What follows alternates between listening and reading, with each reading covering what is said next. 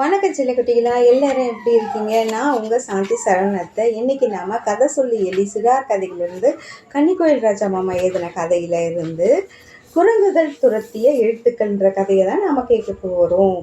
நீண்ட நாட்களாக அடம் பிடிச்சிக்கிட்டே இருந்தால் குழலி. அப்பா என்னை எடுத்துகிட்டு போய் மலைக்கு கூப்பிட்டு போங்கப்பா அப்படின்னு சொல்லிட்டு அன்னைக்கு அப்பா பைக்கில் குழலியை மலைக்கு கூப்பிட்டுட்டு வராரு. குழலிக்கு தேவையான கம்மல், வளையல், பொட்டு, மை, தின்பண்டம் எல்லாத்தையும் வாங்கி தந்த பிறகு என்ற உயிர்மை எழுத்து பயிற்சி புத்தகங்களும் கேட்டிருந்தா, அதையும் வாங்கி கொடுத்தார். குழலி, இந்த புத்தகங்களை வாங்கி தரது என்னோட வேலை, அதிலிருந்து எழுத்து கூட்டி வாசிக்கிறது உன்னோட வேலை அப்படின்னார். அப்பா, அதெல்லாம் நான் நிச்சயமா படிப்பேன்ப்பா, இப்பவே நான் எழுத்து கூட்டி வாசிக்க ஆரம்பிச்சிட்டேனே அப்படின்னா. பொருட்களை வாங்க போகிறோன்னு முன்னாடியே தெரிஞ்சிருந்தா துணிப்பையை எடுத்து வந்திருப்பா.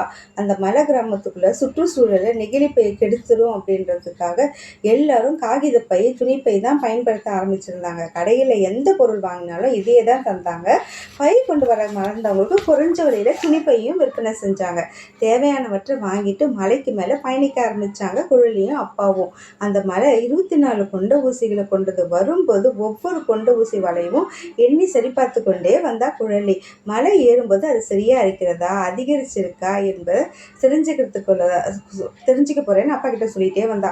குழலி, எதிர்காற்று அதிகமாக இருக்கு, பைய கவனமாக வச்சுக்கோ, காற்றுல பறந்துட போகுது ஏன்னா அப்பா எச்சரிக்கை செஞ்சப்போ சரிப்பா அப்படின்னா குழலி. முதல் கொண்டு ஊசிய வண்டி கடக்கும்போது 1 எலுமிச்சங்கன்று அப்படின்னு உற்சாகமாக சொன்னான். காற்றை கிழிச்சிட்டு வண்டி வேகமாக போச்சு. 2வது கொண்டு ஊசியை கடக்கும்போது 2 ரோசாப்பூ செண்டு அப்படின்னு சொன்னா குழலி. 3 முருங்கப்பட்ட தோல், 4 நாய்க்குட்டி வால் அப்படின்னு அப்பா பாடினாங்க.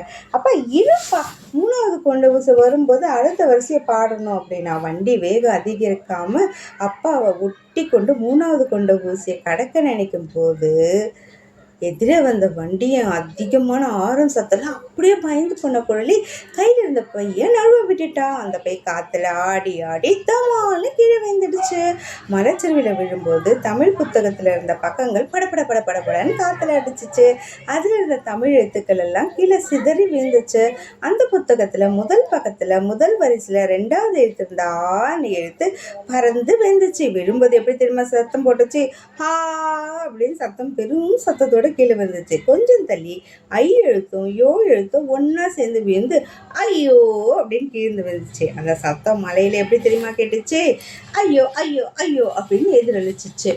இப்படி உயிர் எழுத்துக்களும் மெய் எழுத்துக்களும் உயிர்மை எழுத்துக்களும் மலை முழுவதும் செதறி கீழே விழுந்துச்சா. ஆயுத எழுத்து இக்கு ஒரு மரத்துக்கிளைய பிடிச்சிட்டு தலை கீழே தூங்கிட்டு இருக்கிறது பார்க்கும்போது பழம் மாதிரியே இருந்துச்சு. நாம எல்லாம் அனைவரும் ஒற்றுமையா வரிசையா அந்த புத்தகத்திலே இருந்திருந்தா பல குழந்தைங்க படிச்சு மொழி அறிவை வளர்த்துக்கிட்டு இருப்பாங்க. இப்ப யாருக்கும் பயன் தராம இப்படி மாட்டிக்கிட்டோமே அப்படின்னு சிதறிய எழுத்துக்கள் எல்லாம் வருத்தமா சொல்லுச்சு. அட, நம் புத்தகத்தை அந்த குழந்தை கவனமாக தான் வச்சிருந்தது. எதிர வந்த வண்டியை அதிக சத்தத்தால் பயந்து போய் தான் கையிலேருந்து நழுவ விட்டுச்சு. இதுவும் ஒரு வித ஒளி மாசு தான். அந்த குழந்தை அப்படியே பயந்தது. ஏன்னா சின்ன சின்ன உயிரினங்கள்லாம் எப்படி பயப்படும் அப்படின்னு சொல்லி எழுத்துக்கள் வேற வருத்தப்பட்டுச்சு. அதாவது என்ன சொல்லுது?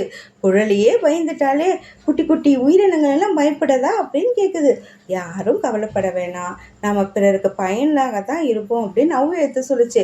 அது எப்படி முடியும்? இந்த இடத்துல தான் மனிதர்கள் எல்லாம் இருப்பாங்க, இப்போ இங்கே யார் இருப்பாங்க அப்படின்னு தமிழுக்கே சிறப்பான ரகர எழுத்து கேட்டுச்சு. நம்ம மனிதர்களுக்கு மட்டுமானவர்கள் இல்லை, எல்லாருக்கும் பயனாக இருப்போம் அப்படின்னு சில எழுத்துக்கள் சொல்லுச்சு. அப்படி சற்று கொஞ்சம் நேரம் அதிகமாக காற்றும் வீசிச்சா. சிதறி எழுத்துக்கெல்லாம் கூட்டமாக ஒன்னோடு ஒன்றா சேர்ந்துக்குச்சு. நண்பர்களே, இப்போ நம்ம ஒன்றா இருக்கிறோம், யாருக்கு என்னென்ன பிடிச்சிருக்கோ ஒல்லாம் சேர்ந்து ஒன்றாயிடுங்க அப்படின்னு நான் 3 சுழி நான் இல்லை மனிதர்களால் தன்னகரம்னு சொல்லப்படுற எழுத்து அது சொல்லுச்சு. அந்த நேரத்தில் மரத்துக்கு மரம் தாவி தாவி வந்த ஒரு உயிரினும் எழுத்துக்களை துரத்த ஆரம்பிச்சிச்சு. பயந்து நடிக எழுத்துக்க காற்றின் உதவியோட அங்கும் இங்கும் அணைஞ்சிச்சு. அந்த உயிரினும் கூரா இங்கு காயில் அந்த எழுத்தை எடுத்துட்டு ஓடி போச்சு. அது என்னது? குரங்குகள். சில எழுத்துக்கள் பயனளிக்க சென்றுச்சு. அதுக்கப்புறம் எங்களுக்கு மகிழ்ச்சியாக இருக்குன்னு வியந்துச்சு.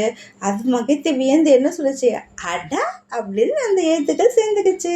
அப்போது ஒரு மரத்துலேருந்து பொத்துன்னு ஏதோ கீழே வந்துச்சு. அது என்ன அப்படின்னு தெரிஞ்சுக்கணுமா, ஓடி சொல்லி எட்டி பார்த்தது என்ன தெரியுமா, நம்மள மாதிரியே பாழாயும் அதெல்லாம் சேர்ந்து பழமாக ஆயிடுச்சு. அதுவும் அந்த வண்ணத்தில் அப்படியே மயங்கி அது கூடவே தங்கிடுச்சு அந்த பழத்தோடையே. இப்படியே ஒவ்வொரு எழுத்தும் தங்களுக்கு பிடிச்சமான எழுத்துக்கள்லாம் செலக்ட் பண்ணி சேர்ந்துருச்சு. கடைசியாக லை மற்றும் மா என்ற எழுத்து மட்டும் தனித்தனியாக இருந்துச்சு.